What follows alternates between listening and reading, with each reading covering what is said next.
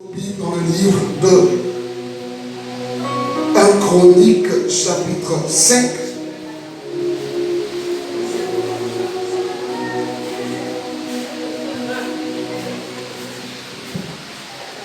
Un Chronique, chapitre 5, le verset 20. Amen. 1 Chronique, le chapitre 5, le verset 20. Amen. J'espère que nous y sommes. 1 Chronique, chapitre 5, le verset 20. Je lis la parole de Dieu avec respect et considération.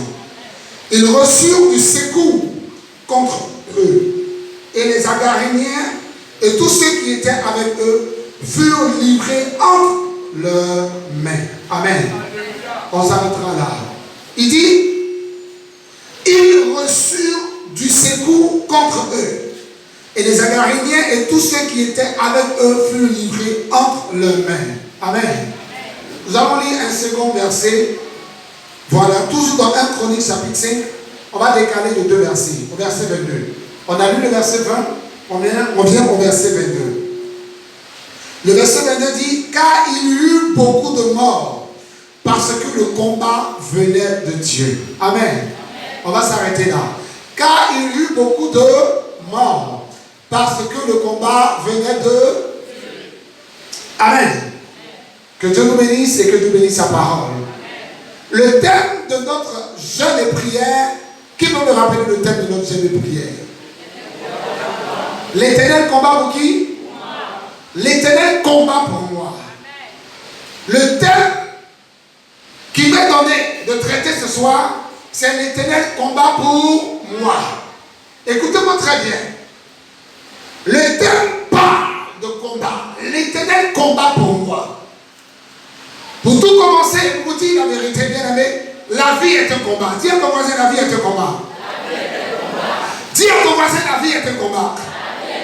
Il n'a pas bien compris. Dis-lui, la vie est un combat. Il a compris, mais il n'a pas bien compris. Dis-lui, la vie est un combat. Bien aimé, écoute-moi. La vie est un combat parce que avant que tu ne naisses, selon les scientifiques, papa a libéré plus de 1 million de spermatozoïdes. Et parmi les 1 million de spermatozoïdes, il y a seulement une personne qui a prévalu. Dis Amen. Amen. Il y a seulement une personne qui a pu vaincre les, je ne sais pas combien, 950 combien, 900 000, 980, c'est ça? 999 999 spermatozoïdes. Amen. Amen. Il y a longtemps qu'on a quitté le lycée. Amen. Écoute-moi très bien. Même quand c'est les jumeaux qui viennent, il y a 2 qui sont sortis, qui ont été mis à part. Même quand c'est les triplés, il y a 3 qui ont été mis à part. Donc si on va sur la base, 1 million de spermatozoïdes, il y a seulement que combien de sens? Je ne sais pas. Si 1 million, il y a un qui vient, les mathématiciens peuvent nous donner le pourcentage. Amen. On est 1 sur 1 million. Et quand il y a 2 qui viennent, c'est 2 sur 1 million. Bien aimé, tu ne trouves pas que la vie est injuste? 1 million de personnes qui veulent venir dans ce monde. Et il n'y a seulement qu'une personne qui arrive à vaincre et qui vient sur terre. Bien aimé, le fait que tu sois là, l'Éternel a déjà combattu pour toi. Je dis le fait que tu sois là, l'Éternel a déjà combattu pour toi. Bien aimé, je te dis la vérité. Le fait que tu sois là, l'Éternel a déjà combattu pour toi. Et quand tu es arrivé, tu as commencé à pousser les cris. Les cris que tu as poussés pour ta mère, tu as envie. Mais en réalité, pour toi-même, tu t'es retrouvé dans un monde compliqué, complexe et difficile. Je te dis la vérité. Le thème qui nous est donné de traiter, c'est l'Éternel combat pour moi. Ou bien l'Éternel combat pour toi. Simplement parce que tu es arrivé dans un monde où la méchanceté est la nourriture quotidienne des hommes. Je te dis la vérité. Nous sommes dans un monde méchant, un monde cynique, un monde lugubre, un monde macabre, un monde où les hommes n'ont pas poussé les hommes. Comment tu peux t'imaginer qu'une mère prend le temps de pousser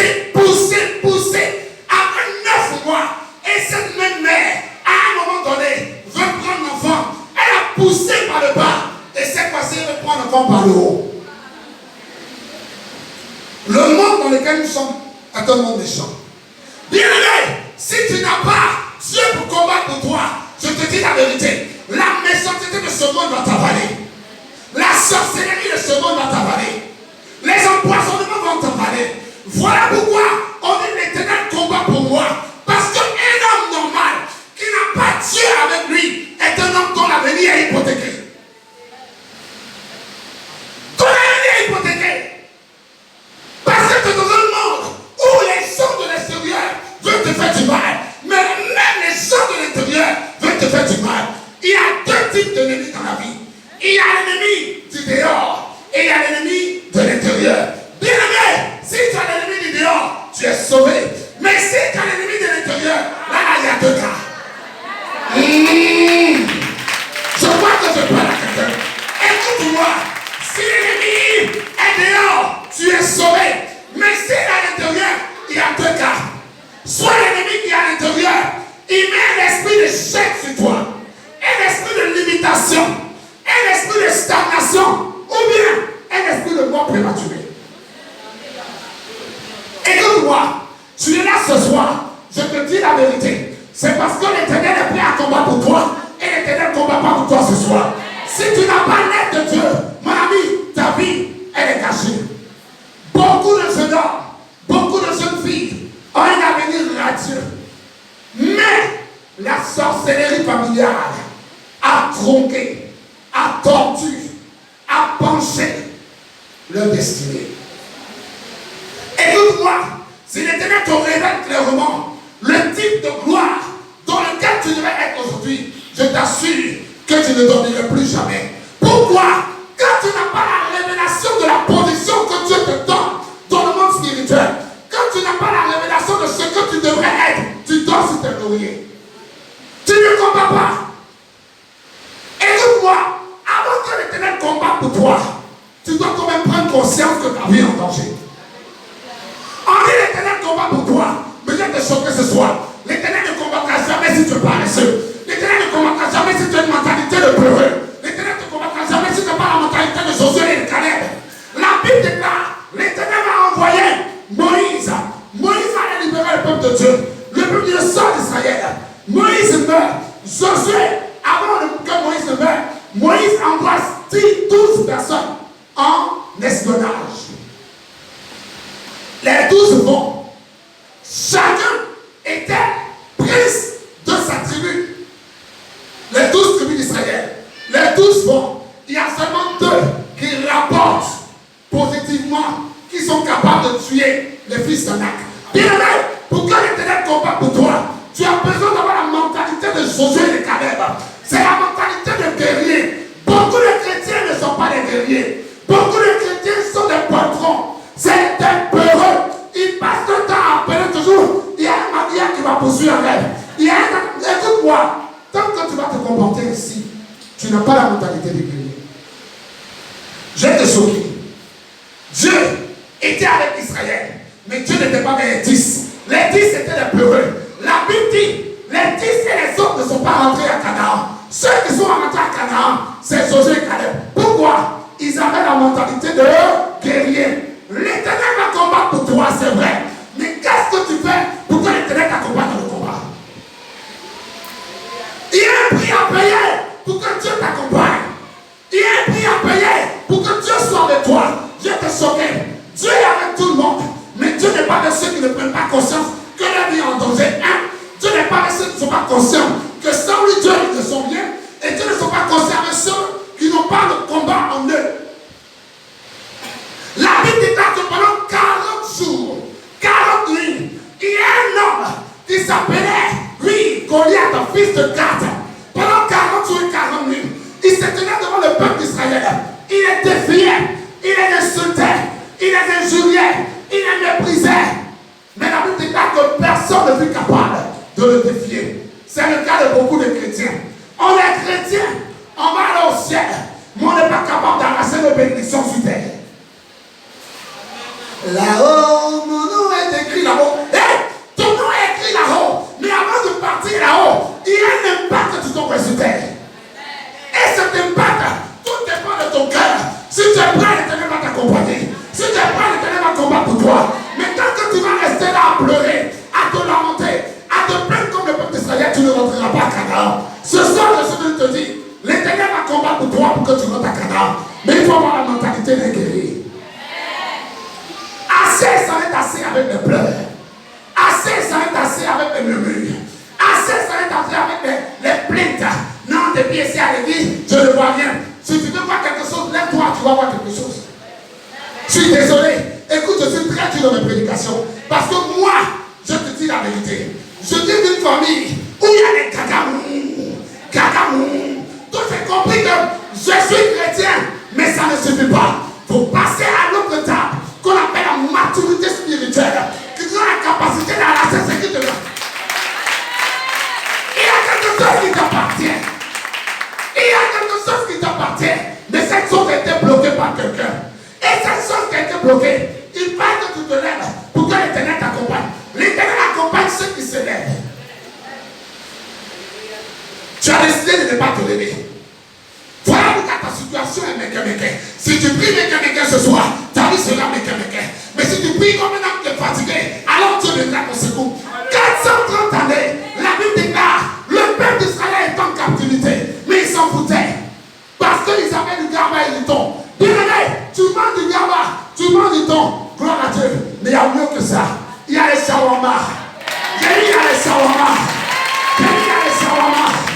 Il y a le kebab à tout. Il y a des plats qui sont mieux que le gaba et le thon.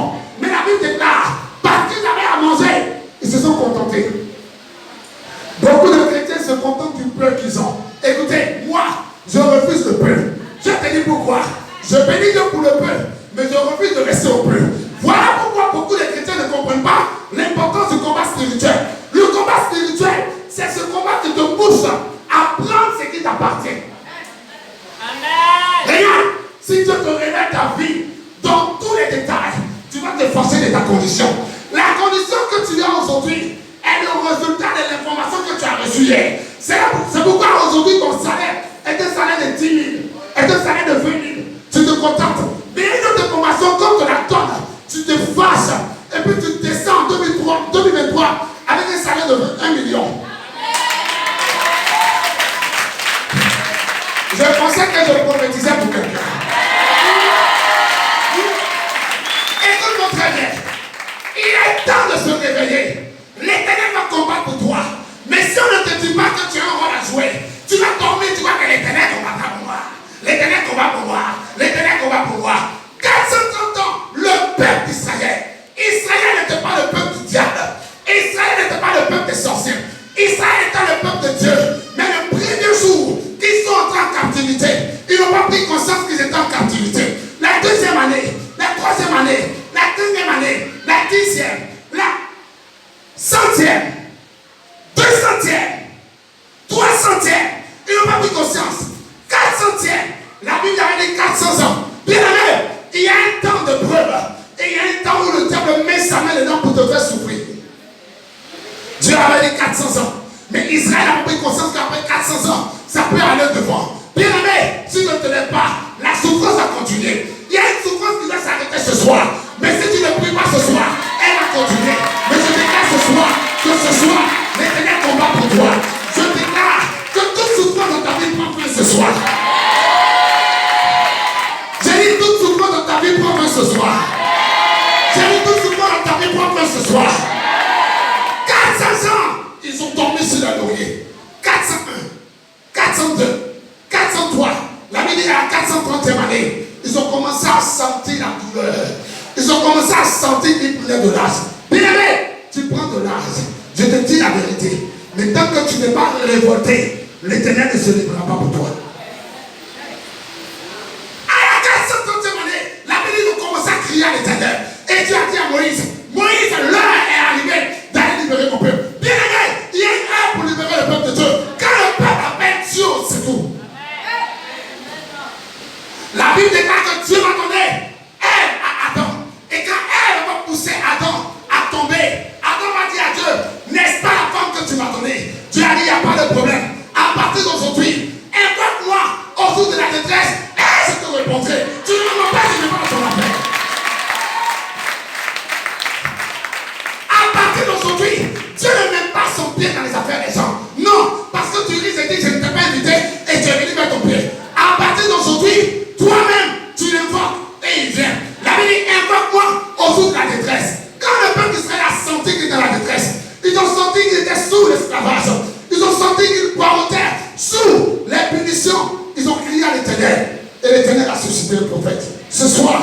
L'Éternel a suscité un prophète parce que quelqu'un a eu peur.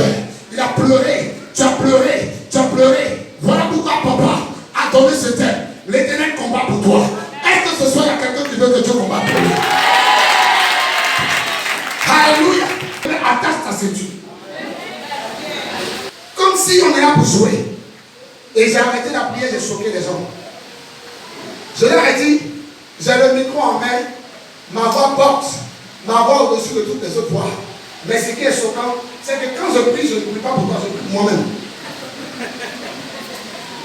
Non, c'est vrai. J'ai le micro. Mais quand je donne un peu de prière, je prie pour moi. Parce que la prière, c'est un appel de prise de conscience. Amen. Donc, ma voix sera plus élevée que la tienne. Mais je ne prie pas pour toi. Chacun prie pour soi-même. Amen. Est-ce que ce soir tu veux que Dieu combatte pour toi? Est-ce que tu es fatigué de ta situation? Est-ce que tu es fatigué de la galère? Tu es fatigué de la galère? Tu es fatigué de la sorcellerie familiale? Tu es fatigué de l'échec de famille? Tu es fatigué de la limitation? Tu es fatigué de la stagnation? Tu es fatigué du célibat? Tu es fatigué de l'échec à répétition? Tu es fatigué de ce qu'on appelle taper poteau? Tu es fatigué? Tu veux prier ce soir? On va prier. Il y a quelqu'un qui dit on va prier. Je sais de quoi il parle. Toi tu ne sais pas de quoi il parle. Amen. Moi je sais de quoi je parle. Mais toi tu ne sais pas. Tu dis on va prier. Est-ce que tu es prêt à prier? Est-ce que tu es prêt à prier ce soir? Si tu n'es pas à prier, lève ta main droite. Dis mon père, mon père. C'est faible. C'est faible. Et là, quand tu es fatigué là, la prière, ça ne vient pas du bout des lèvres. Ça vient de ton cœur. Ça vient du plus profond de toi. La prière que tu exauces, on appelle ça heartfelt prayer. Heartfelt prayer, c'est la prière qui provient du cœur. Ce n'est pas celle qui provient de la bouche. Si tu pries avec ta bouche, demande à Anne. La Bible dit Anne, elle avait besoin d'un enfant. Elle a prié avec sa bouche, elle n'a pas eu d'enfant. Le jour où elle a prié de tout son cœur, elle a eu Samuel. Ce soir, je vois quelqu'un posséder son Samuel. Je dis ce soir, je vois quelqu'un posséder son Samuel. Dis mon père, mon père. Mon père, mon père. Ce soir, combat pour moi. Un père. Un père. Ce soir, je suis fatigué. Je suis fatigué. Un père. Un père. Ce soir. Ce soir. Ce soir.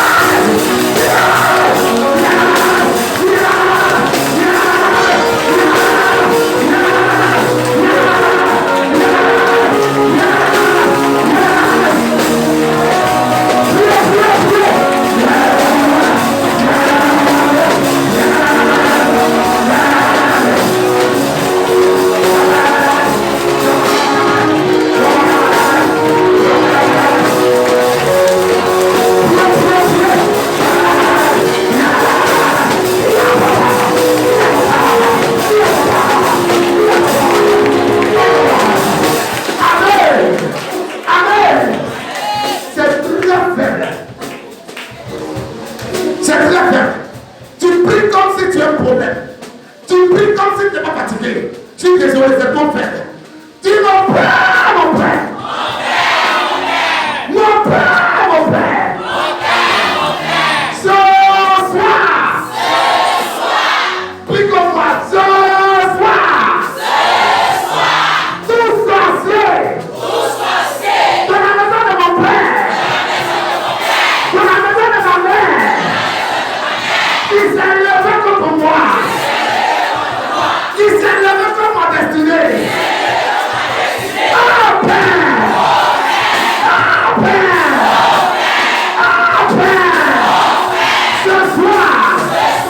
Il meurt. Par le feu. Par le feu. Amen. Papa. J'ai dit qu'il meurt par le feu. J'ai entendu des gens qui disent qu'il meurt par l'eau. Je n'ai pas dit par l'eau. J'ai dit par le feu, j'ai entendu par l'eau. Non, je n'ai pas dit par l'eau. Dis mon père, mon père. Mon père, mon père. Tout sorcier. Qui se lève comme ma destinée. Tombe. Et meurt. Tombe. Et meurt. Tombe. Et meurt.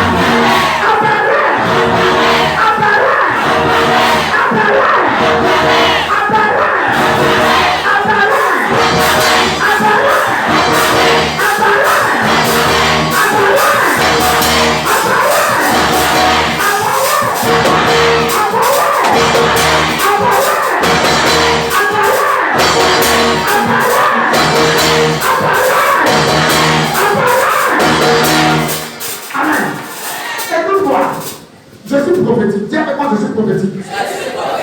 Quand tu dis apparaît, il y a un geste que tu peux faire. Apparaît.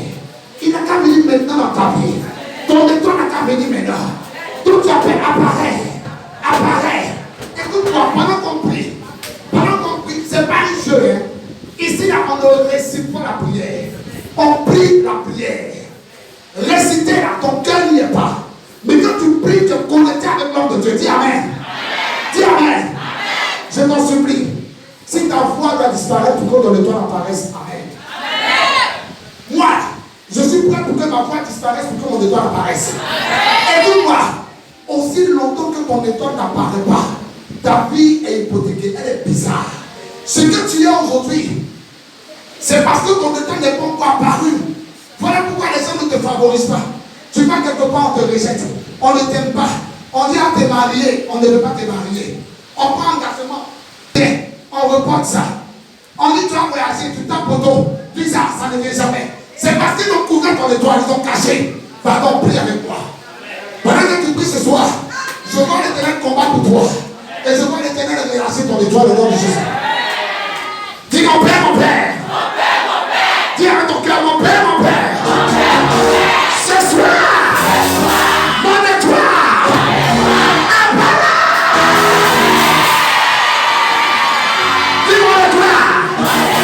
L'étoile de mon mariage apparaît. L'étoile de mes finances apparaît. L'étoile de mes voyages apparaît.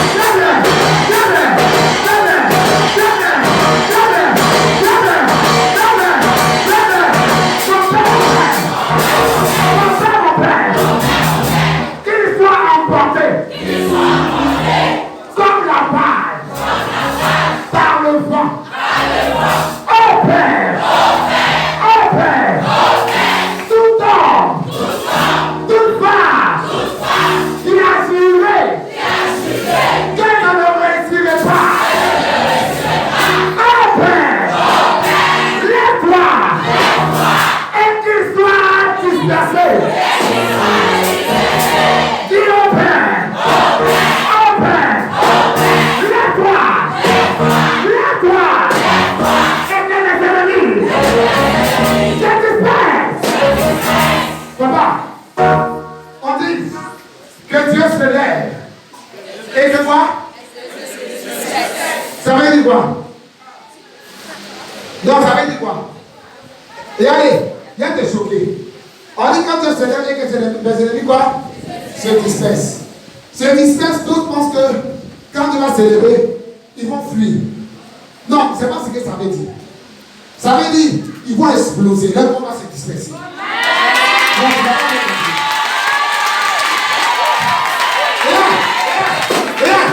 celui qui fuit, il va devenir non. Non, celui qui fuit, il revient non. Celui qui t'attaque depuis Dieu Seigneur depuis que tu il fuit, il revient non. Je ne veux pas ça. On m'a dit il n'a qu'à exploser. Son corps n'a qu'à se disperser. Quelle bombe explose là. Hein? Là, on a mis la bombe, tu veux voir.